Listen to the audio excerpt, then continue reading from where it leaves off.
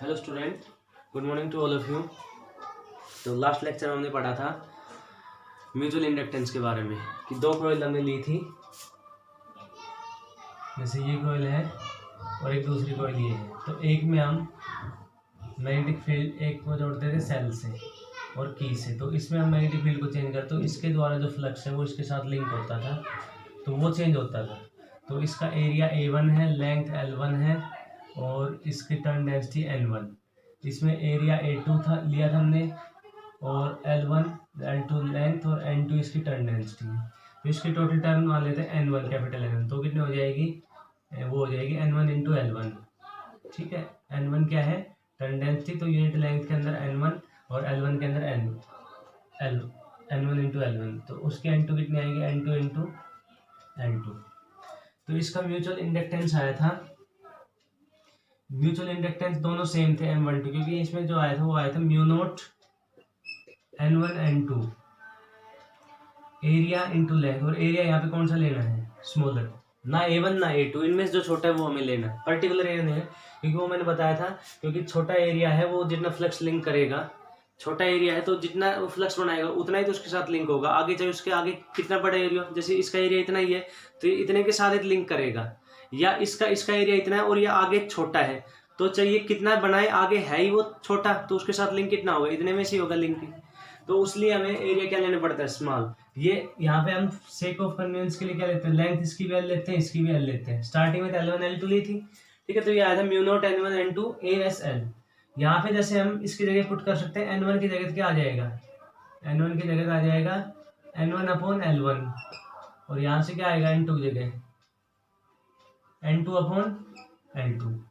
तो length L ही है, length L ही होगी ये, तो ये फॉर्मूला इसको ये भी लिख सकते हैं, म्यू नोट N1 की जगह तो N1 बाई एल, ठीक, और N2 की जगह N2 बाई एल, तो यहाँ पे क्या हो गया, L स्क्वायर हो गया ये, और बाकी एरिया, और एरिया कौन सा, यहाँ स्मॉलर एरिया इंटू एल, तो एक एल से एल कैंसिल हो गया, तो ये आएगा mu naught N1 N2 AS upon L.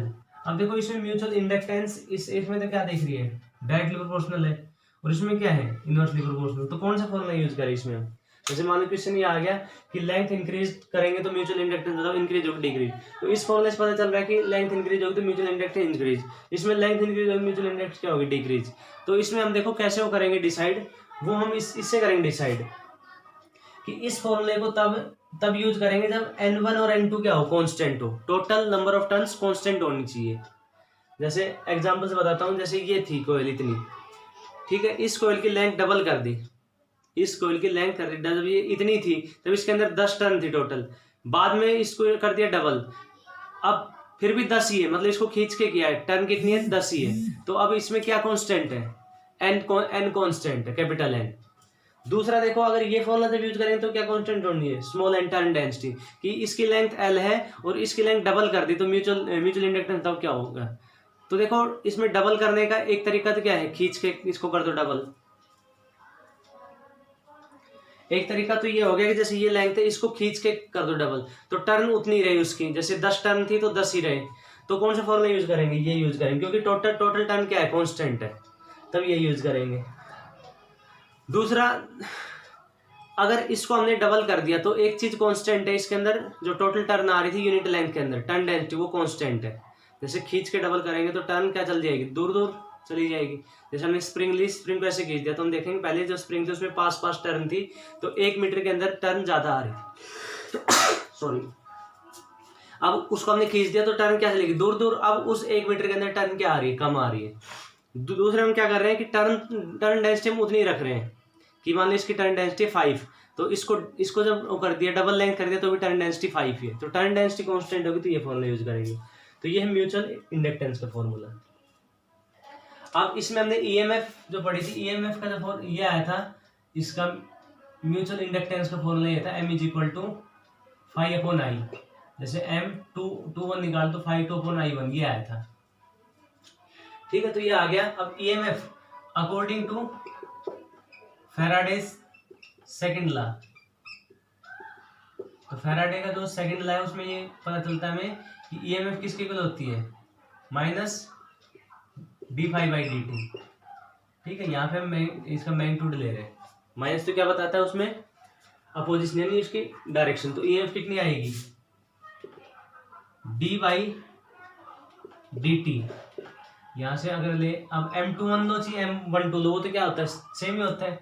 और यहाँ पे phi/2/I1, तो ये कितना आएगा इसकी जगह, phi2 की जगह, जैसे phi ले लेते हैं हम, क्योंकि phi2 ये I1 ये तो वो हो जाता है चेंज। जब इसमें हमने करंट पास किया तो ये इसमें phi1 आ जाएगा। तो वैसे जनरल ले तो phi होता है वो। तो phi के लिए कितनी आ गई, M×I। तो यहाँ पुट करते हैं M×I। तो EMF कितनी आएगी, M तो आ गया बाहर इसमें, तो ये बचा di/dt। ठीक है, जैसे ये ले लेते हैं phi2/I1 ले लेते हैं। तो phi2/I1 ये कब है, ये है तब when current given to first coil. Current तो हम किसको दे रहे हैं, फर्स्ट कॉइल को दे रहे हैं। And EMF induced in second coil.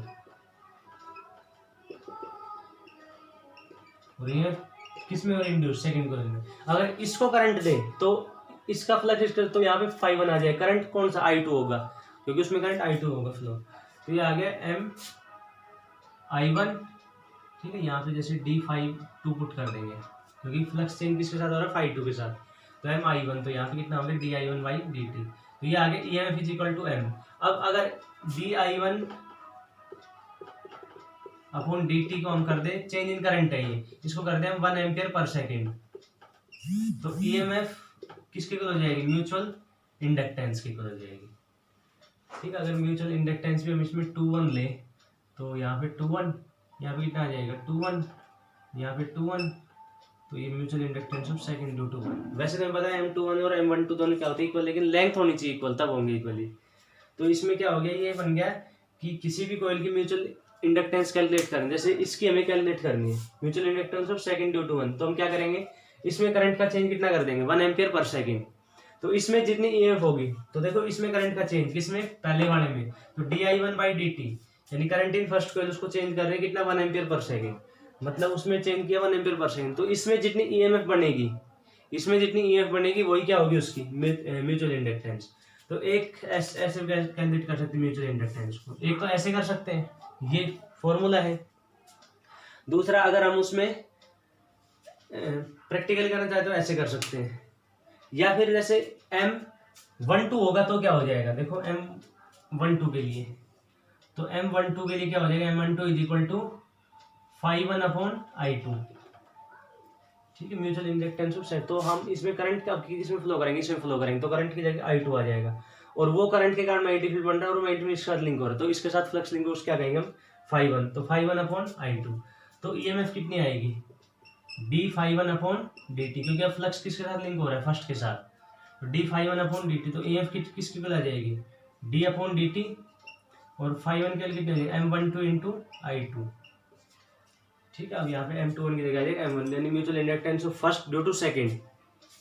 तो यहाँ पे भी अब M तो कांस्टेंट है, क्योंकि M तो ये किसके ऊपर करता है, डिपेंड, ये देख रहे हैं टर्न डेंसिटी, एरिया और लेंथ पे, और एक ओरिएंटेशन पे भी करता है, तो उस पर डिपेंड। तो वो तो कांस्टेंट ही आ गया बाहर। तो यहाँ क्या बच गया, di2/dt। अब di2/dt को अगर हम कर दें 1 एम्पियर/सेकेंड, इसको 1 एम्पियर/सेकेंड कर दे, तो EMF किसके इक्वल होगी, mutual inductance of 1 due to second. ठीक है, EMF किस में हो रही है, यहाँ पे EMF जो इंड्यूस्ड हो रही है किस में हो रही है, सेकेंड कॉइल में हो रही है, उसमें इंड्यूस्ड EMF। तो सेकेंड ले लेंगे, तो EMF सेकेंड। और यहाँ पे EMF किस में इंड्यूस्ड हो रही है, जब इसमें सेल लगा देंगे, इसको इंटरचेंज कर देंगे, तो अब EMF इंड्यूस्ड हो रही है फर्स्ट के अंदर। ठीक है, तो ये एक डेफिनेशन और होगी म्यूचुअल इंडक्टेंस की, क्या होगी definition, mutual inductance of second coil due to first = EMF induced in the second coil. ये इसका मतलब क्या है, M21 का मतलब mutual inductance of second due to first = EMF induced in second coil when current change in first coil is 1 ampere second. यानी di1/dt का मतलब क्या है, change of current in first coil due to sorry, change in current in first coil is 1 ampere per second, कि di1 upon dt 1 ampere per second कर रहे हैं, तो सेकंड के अंदर जो ईएमएफ हो रही है इंड्यूस्ड वो किसके इक्वल है, वो है mutual inductance of second due to first के इक्वल। ठीक है, तो इसमें लिखो, इसमें हम लिखेंगे when change in current, when change in current in first coil, when change in, इसके लिख रहे हैं हम ये, when change in current in first coil, when change in current in first coil is 1 ampere per second, when change in current in first coil is 1 ampere per second, then EMF induced in second coil, then EMF induced in second coil, then EMF induced in second coil is equal to the mutual inductance of second coil, EMF induced in second coil is equal to the mutual inductance of second coil, mutual inductance of second coil due to first, mutual inductance of second coil due to first। ठीक है, ये हो गया इसमें mutual. अब इसमें एक चीज बताई थी, म्यूचुअल इंडक्टेंस ओरिएंटेशन पे भी करती डिपेंड, तो वो हम पढ़ते हैं। तो नेक्स्ट है mutual inductance also depends on orientation of the coil.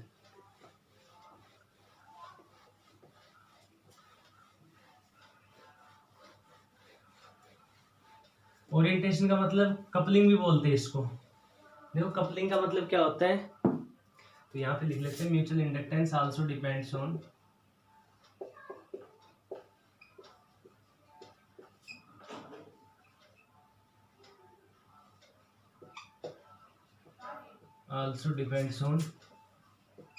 Orientation of coil.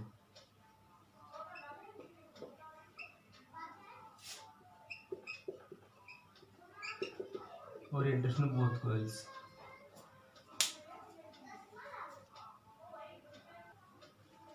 देखो ओरिएंटेशन का मतलब क्या है, जैसे हमने एक ये कॉइल लिया, ऐसे एक ये कॉइल है, ठीक है, और ये एनसीईआरटी में भी क्वेश्चन दिया हुआ इसका कि ये एक कॉइल है और इसके ऊपर एक दूसरी कॉइल ऐसे लपेट रखी है, ये इससे थोड़ी सी बड़ी एरिया है, ठीक है, इसको कनेक्ट कर रखा है गैल्वेनोमीटर से, और जो पहले वाली उसमें सेल से, मतलब यहाँ पे कैसी है, कोएक्सियल सोलेनोइड्स। क्वेश्चन ये दिया हुआ है 2 कोएक्सियल सोलेनोइड। देखो क्या है, एक तो बड़ी स्प्रिंग है और उसके अंदर एक छोटी स्प्रिंग डाल रखी है। अब बड़ी स्प्रिंग किसके साथ कनेक्ट है, गैल्वेनोमीटर के साथ, और छोटी किसके साथ कनेक्ट है, छोटी है इसके साथ, सेल के साथ और की के साथ, तो सेल और की हो गया ये। तो कोएक्सियल सोलेनोइड्स ऑफ इक्वल लेंथ, दोनों की लेंथ क्या है, इक्वल लेंथ है। तो हम इसमें ये ले लेते हैं, ये जो है यहाँ पे बड़ी वाली है उसको ले लेते हैं कोइल 2, और जिसके अंदर करंट फ्लो हो रहा है ये है कोइल 1। तो कोइल 2 के लिए एरिया कितना हो गया, A2 हो गया, एरिया A2 हो गया, लेंथ वही L है, और टर्न डेंसिटी ले ली हमने N2। और कोइल 1 के लिए एरिया A1, लेंथ दोनों क्या है, इक्वल, और N1 इसकी टर्न डेंसिटी होगी। तो इसका म्यूचुअल इंडक्टेंस हमें कैलकुलेट करना है। तो म्यूचुअल इंडक्टेंस इसका हम कैसे निकालेंगे, सेम वैसे ही, ठीक है, वो मैं इसमें नहीं कर रहा हूँ कैलकुलेट, क्योंकि तुम्हें पता है वो कैसे निकालेंगे।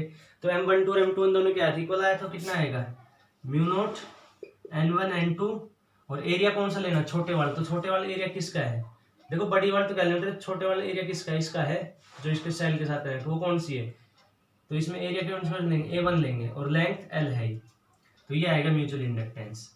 अब देखो इसमें तो क्या है, ये हम इसलिए पढ़ रहे हैं, ठीक है, ये तो कर लेंगे हम, वैसे ही सेम उसमें कि इसमें मैग्नेटिक फील्ड कौन बनाएगा। देखो मैं फिर से बता रहा हूँ स्टेप, कि मैग्नेटिक फील्ड कौन बनाएगा, ये बनाएगी फर्स्ट कॉइल। तो magnetic field made by first coil कितना हो जाएगा, B mu naught Ni, sorry, तो म्यू नॉट N1 I1, ठीक है, ये हो गया। इसमें जो करंट जा रहा है वो I1 मान लिया। उसके बाद इसके कारण जो मैग्नेटिक फील्ड है, इसकी एक टर्न के साथ लिंक होगा कितना, फ्लक्स। तो फॉर्मूला क्या है, BA cos थीटा, तो B इंटू A cos 0, क्योंकि देखो मैग्नेटिक फील्ड ऐसे और इसका एरिया वेक्टर भी ऐसे, एंगल कितना हो गया 0, तो B इंटू A, B कितना है म्यू नॉट Ni, और एरिया कितना हो गया, एरिया इसका हम निकाल लेंगे, A इसका क्या है, ये तो एरिया इसका दिया हुआ है, इसका सेकंड कॉइल का A2, और लेंथ कितनी है L, तो A2 इंटू L। तो उससे आ जाएगा सेम जैसे हमने उसमें किया था, तो ये आएगी म्यूचुअल इंडक्टेंस। तो इसमें देखो कि फर्स्ट के यानी जितना फ्लक्स बना है वो सारा सारा इसके साथ लिंक हो रहा है। मतलब हमने कोयल कैसे रखी, एक ऐसे रखी, एक उसके ऊपर ऐसे रख दी, मतलब एक हमने स्प्रिंग ली, उसके ऊपर एक जैसे एक बड़ी स्प्रिंग है उसके अंदर छोटी को डाल दिया, ठीक है। तो अब छोटी स्प्रिंग है यहाँ पे, उसमें करंट फ्लो, तो उसने जितना फ्लक्स बना है वो उसके साथ पूरा पूरा लिंक होगा। दूसरा ये है, तो इसमें कपलिंग कांस्टेंट होगा 1, ये यहां लिख लेते हैं, वेयर के इज कपलिंग कांस्टेंट। देखो कपलिंग क्या है कि इसका पूरा का पूरा मैग्नेटिक फ्लक्स है उसके साथ कपल कर रहा है, लिंक कर रहा है, तो इसको कहेंगे कपलिंग कांस्टेंट। तो पूरा पूरा इसके लिए K1 है।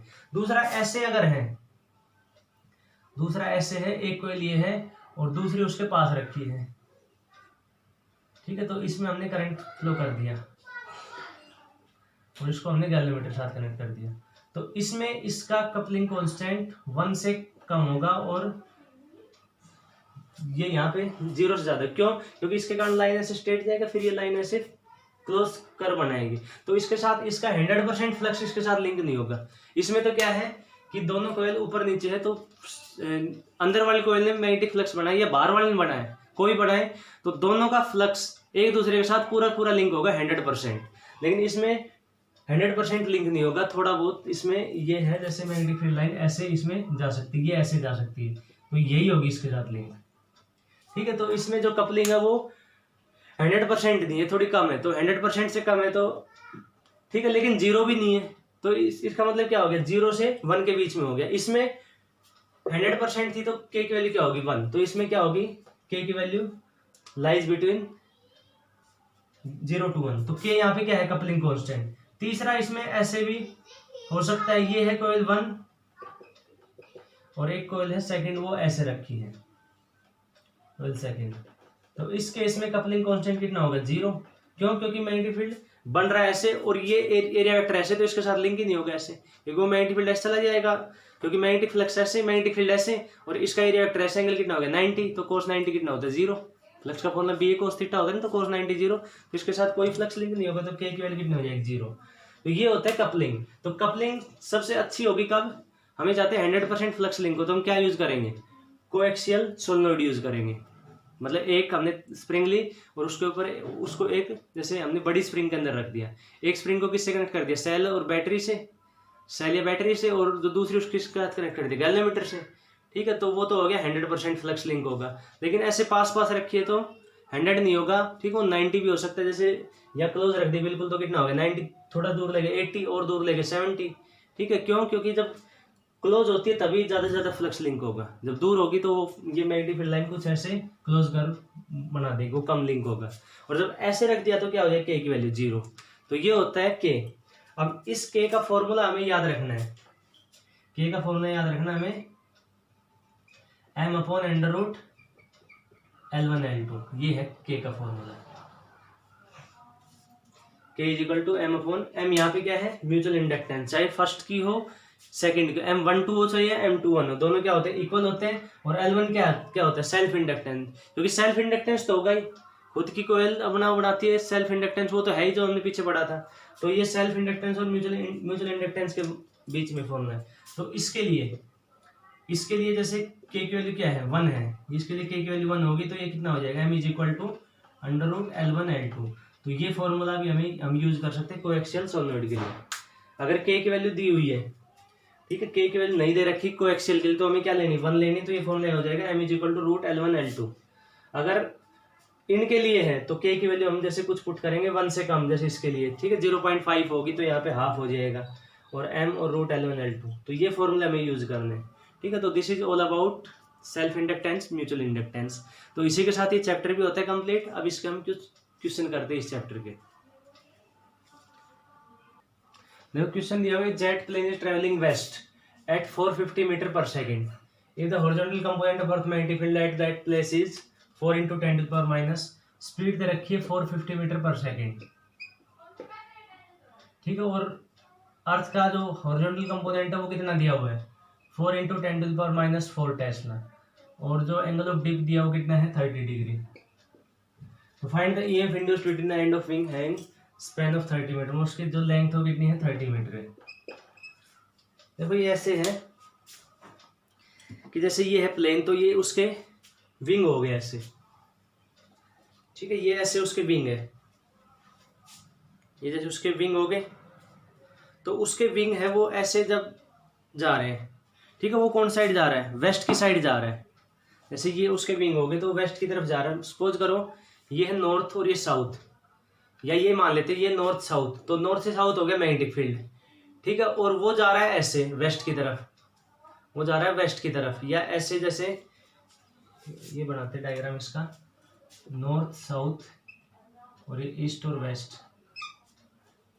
तो मैग्नेटिक फील्ड हो गया ऐसे, नॉर्थ से साउथ ऐसे हो गया, ये तो हॉरिजॉन्टल कंपोनेंट, और जो वर्टिकल होगा वो इसके क्या होगा, ऐसे होगा, ठीक है। तो अब इसमें जो इसका है induced wings having a span, jet plane है, वो जेट प्लेन जा रहा है कैसे, ईस्ट से वेस्ट की तरफ जा रहा है ऐसे, कितनी स्पीड से जा रहा है वो 450, मतलब 20 स्पीड से जा रहा है ये, तो वो दी होगी 450 मीटर पर सेकेंड। तो ऐसे जब उसके विंग जा रहे हैं, ऐसे उसके विंग जा रहे हैं, देखो ऐसे विंग जा रहे हैं, तो ये तो हो गया हॉरिजॉन्टल और ये हो गया वर्टिकल कंपोनेंट, ये होगी जैसे वेस्ट डायरेक्शन उस साइड, तो नॉर्थ साउथ इस साइड होगी, वेस्ट ईस्ट इस साइड होगी, तो ऐसे जब ये जा रहा है तो उसका ये तो हो गया हॉरिजॉन्टल कंपोनेंट, ये वर्टिकल कंपोनेंट। तो अब वो विंग ऐसे आ रहा, तो कौन से उसको काटे कंपोनेंट को, वर्टिकल को, हॉरिजॉन्टल काट नहीं सकता।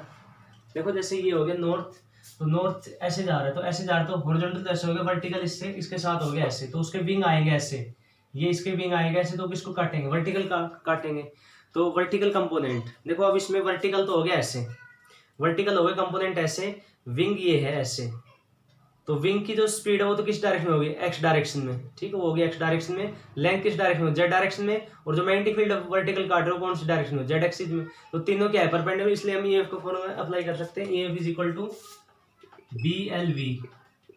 तो यहाँ पे ईएफ बी कौन सा, वर्टिकल, क्योंकि वो किसको काट रहा है, वर्टिकल काट रहा है, ठीक है, तो ये हमें इसमें ध्यान रखना है। तो यहाँ पे हम लिखेंगे बी वर्टिकल और L and B both are perpendicular to each other, both नहीं, all are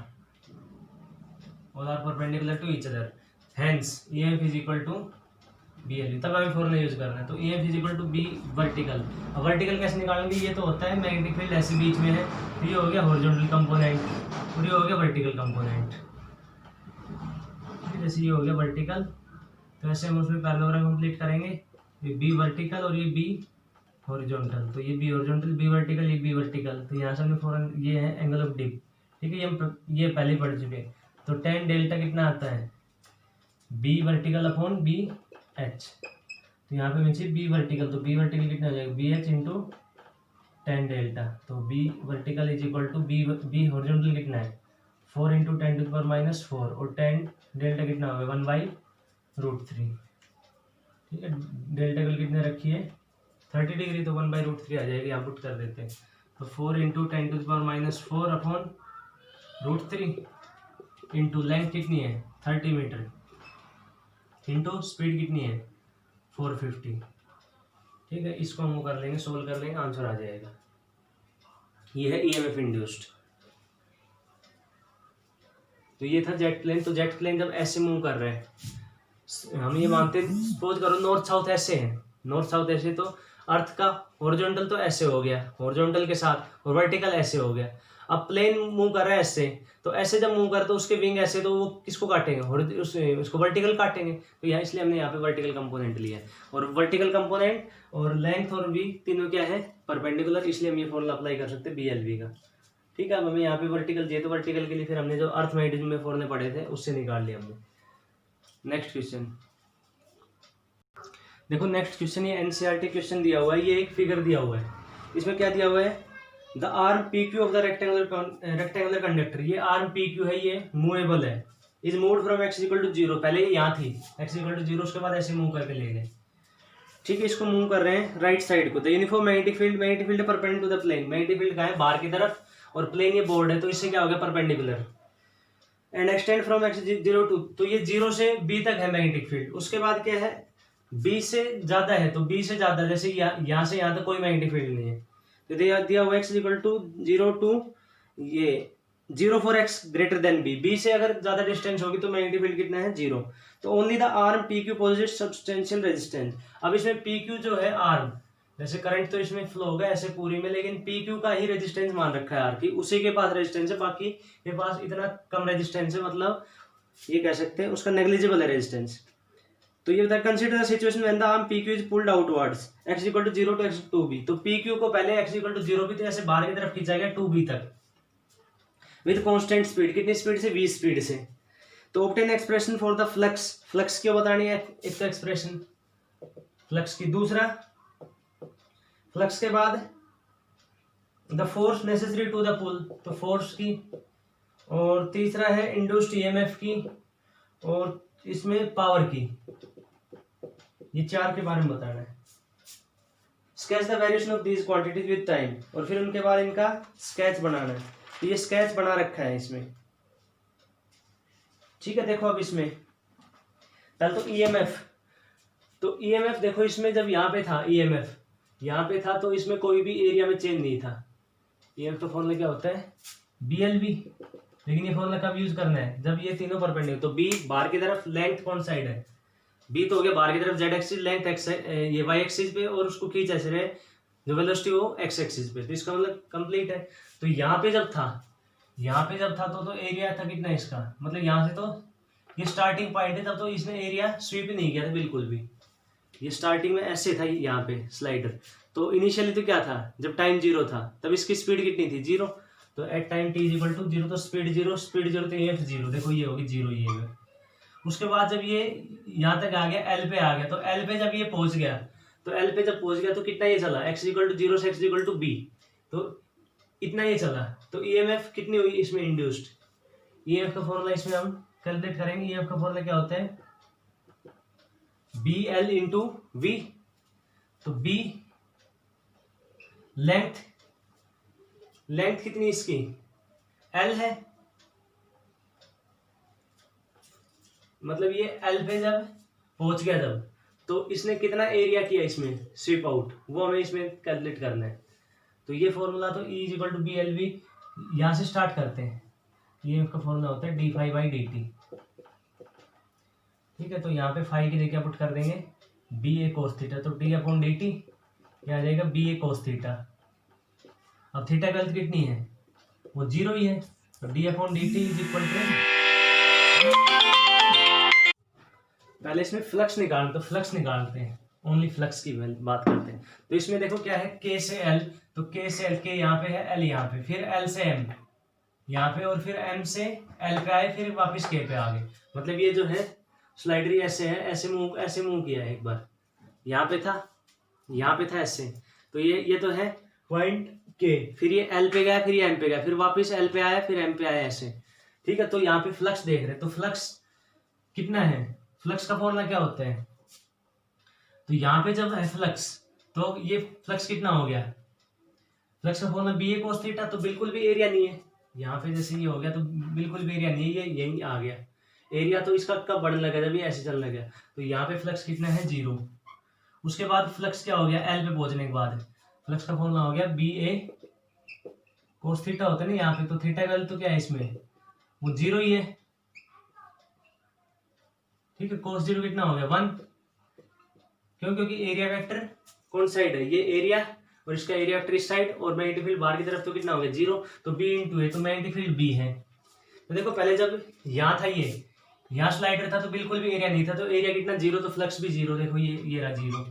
उसके बाद जब ये यहाँ पहुंच गया तो इसने इसका एरिया हो गया कितना, ये एरिया कितना है लेंथ L, और ये ब्रेड्थ कितनी होगी B, क्योंकि ये कितना चला B, तो ये कितना हो जाएगा B इसका area, flux is equal to B into LB, ठीक है। तो देखो इसमें ये BLB है L पे पहुंचने के बाद, फिर M पे पहुंचने के बाद एरिया कितना है, ये फ्लक्स कितना है, तो ये यहाँ पहुंच गया M पे, ठीक है। तो M पे जब ये पहुंच गया तो भी फ्लक्स कितना है वही है BLB, क्यों, क्योंकि ये कब बढ़ता, देखो ये कब बढ़ता है, यहाँ पे मैग्नेटिक फील्ड होता है, आगे तो मैग्नेटिक फील्ड है ही नहीं, आगे तो मैग्नेटिक फील्ड इसमें, देखो फ्लक्स हम निकालते, ये तो आ गया कहाँ तक का यहाँ तक क्या आ गया। अब हमें ये फ्लक्स निकालना है, इसमें जितना फ्लक्स है, तो कितना होगा फ्लक्स, बी ए कोस थीटा। तो बी इसमें है ही नहीं, तो बी जीरो, तो फ्लक्स भी जीरो। तो यहाँ से यहाँ तक तो कितना हो गया, बी एल बी, और यहाँ से यहाँ तक तो है ही नहीं बिल्कुल फ्लक्स, तो वो क्या जाएगा जीरो। तो इसमें वो ऐड करेंगे जीरो, तो कितना आएगा, बी एल बी आएगा। तो एम पे पहुंचने के बाद बी एल बी है, फिर वापस एल पे आएंगे तो भी बी एल बी। क्यों, क्योंकि यहाँ से यहाँ चला तो इसने एक भी लाइन को नहीं काटा। फ्लक्स क्या होता है, मैग्नेटिक फील्ड लाइन लिंक्ड मतलब कितनी लिंक हुई। तो ये यहाँ था, तो इसने ये एक के साथ भी लिंक नहीं था। ये जब ये ऐसे चला तभी तो इसको काटेगा, जैसे मैंने बताया था इसमें ऐसे यहाँ खड़ा है ये, तो इसने एक को भी नहीं काटा। जब ये ऐसे चलेगा ये तभी काटेगा, तो ऐसे चलता गया काटता गया इसका, तो इसका मतलब फ्लक्स इसके साथ लिंक हुआ। कितना हुआ लिंक यहाँ पहुंचने के बाद, बी एल बी। फिर आगे चला, आगे इसमें है ही नहीं फ्लक्स, तो इसका मतलब यहाँ से उसने बी एल बी फ्लक्स इसके साथ लिंक हो गया, तो यहाँ पे मैग्नेटिक फील्ड नहीं है, इससे आगे मैग्नेटिक फील्ड है नहीं, क्योंकि इसमें साफ साफ दिया हुआ है कि बी से मतलब जो करेंगे बी से ज्यादा डिस्टेंस पे कोई इसमें मैग्नेटिक फील्ड नहीं, तो कोई मैग्नेटिक फील्ड नहीं, तो फ्लक्स से उसका लिंक ही नहीं हुआ। तो वो ऐसे गया तो कोई लिंक नहीं हुआ, यहाँ तक आएगा कोई लिंक नहीं हुआ।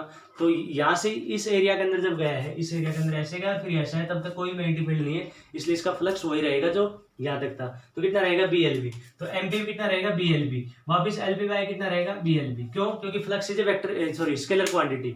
तो यहाँ से यहाँ तक फ्लक्स था जीरो, और यहाँ से यहाँ तक कितना हो गया, मान लो 10 हो गया, ठीक है, तो 10 ही रहेगा। फिर ऐसे चला एक भी नहीं हुआ, फिर ऐसे यहाँ तक आगे एक भी नहीं रहा, तो वो 10 ही उसके साथ चल रहा है। फिर ये आगे यहाँ पे फिर कितना हो गया, जीरो। तो ये ग्राफ हो गया किसका, फ्लक्स और टाइम का। उसके बाद ईएमएफ, ईएमएफ का फॉर्मूला क्या है, ईएमएफ का फॉर्मूला क्या होता है, बीएलवी। ईएमएफ क्या होती है, बीएलवी, ठीक है। और माइनस इसमें क्यों क्यों लिख रखा है, वो डायरेक्शन के लिए है।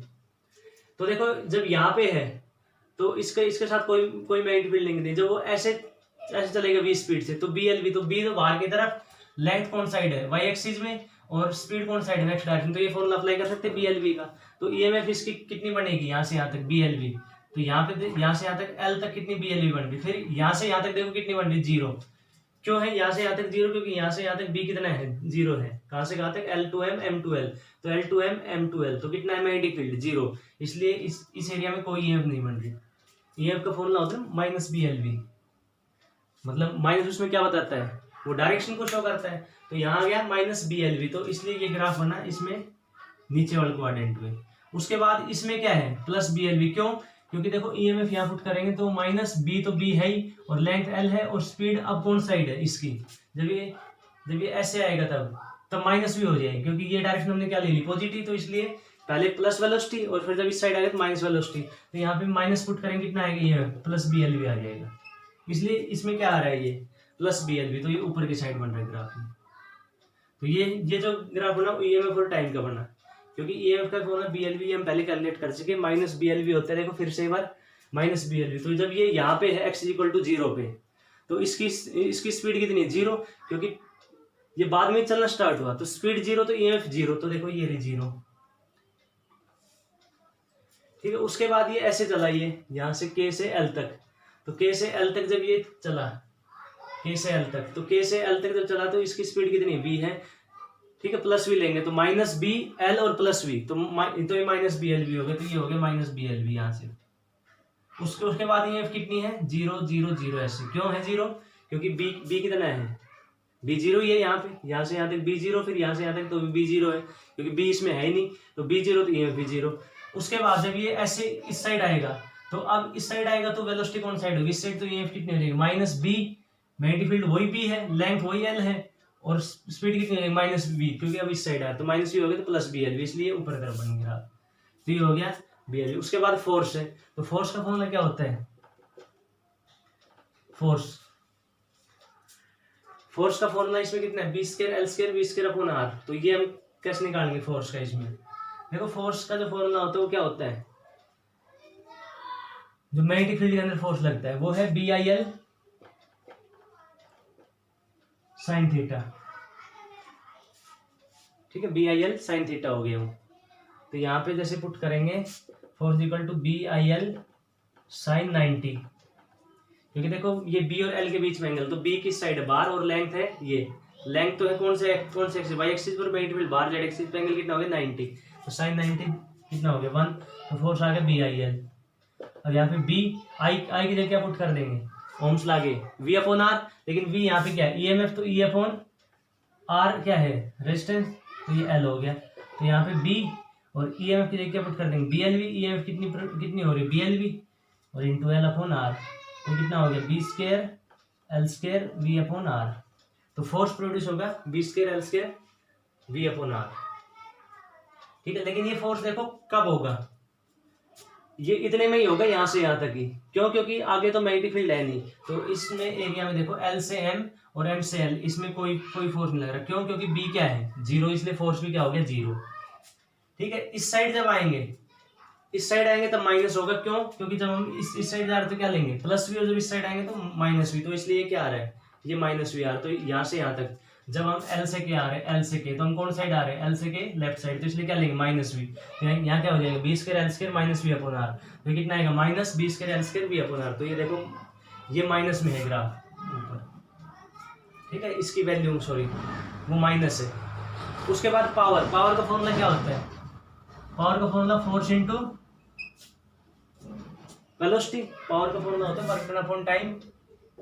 अब वर्क डन का फॉर्मूला क्या होता है फोर्स इंटू डिस्प्लेसमेंट और इंटू कोस थीटा, थीटा कितना हो गया 0, क्योंकि फोर्स और डिस्प्लेसमेंट, तो फोर्स किस साइड लगा रहे हैं इस साइड इसके ऊपर, ठीक है, और डिस्प्लेसमेंट कौन साइड उस साइड, तो एंगल कितना हो गया 0, तो आ गया F into S upon T. अब F अपॉन F तो F ही हो गया, एस अपॉन टी क्या हो गया डिस्प्लेसमेंट अपॉन टाइम, वेलोसिटी हो गया, तो ये हो गया फोर्स इंटू वेलोसिटी। फोर्स हमने अभी कैलकुलेट किया था कितना था B square L square V square upon R आ गया, क्योंकि फोर्स थे उसके साथ v को मल्टीप्लाई करें तो B square L square V square upon R। तो अब इसमें v का स्क्वायर हो गया, तो v को चाहिए प्लस लो माइनस, ये हमेशा क्या रहेगा पॉजिटिव, इसलिए पावर का जो ग्राफ बनता है वो पॉजिटिव है। इस एरिया में कितना है पावर 0, क्यों, क्योंकि ये एरिया कौन सा है L से M M से L, तो L से M M से L, तो इस एरिया में मैग्नेटिक फील्ड है ही नहीं, तो इसलिए वो ग्राफ क्या बने, वो मतलब B 0 हो गया तो पावर भी 0 होगी, ठीक है। तो ये है ये है NCERT क्वेश्चन, अच्छा क्वेश्चन दिया हुआ है जिसमें हम मोशनल EMF का कंसेप्ट यूज हो रहा है, ठीक है। तो बाकी इसमें ये चैप्टर हो गया कंप्लीट। अब इसके और कई क्वेश्चन है वो सोल्व करके देखना, किसी क्वेश्चन में कोई आती है प्रॉब्लम तो पूछ सकते हो। Thank you.